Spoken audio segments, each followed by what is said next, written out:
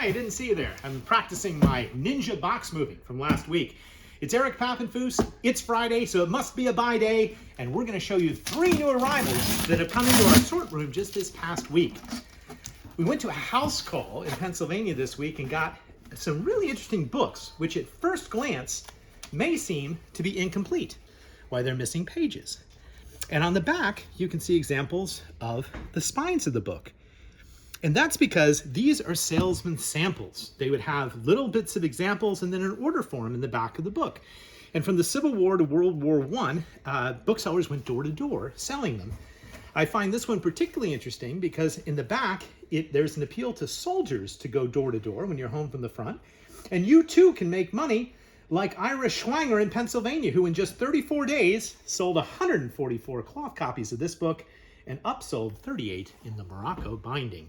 So salesman samples, something to look out for, something that's very collectible today.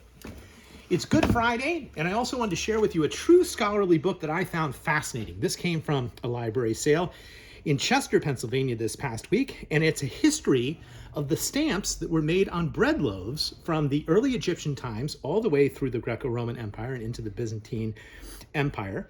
It's very interesting. It has pictures of every existing bread stamp, including petrified bread from Pompeii.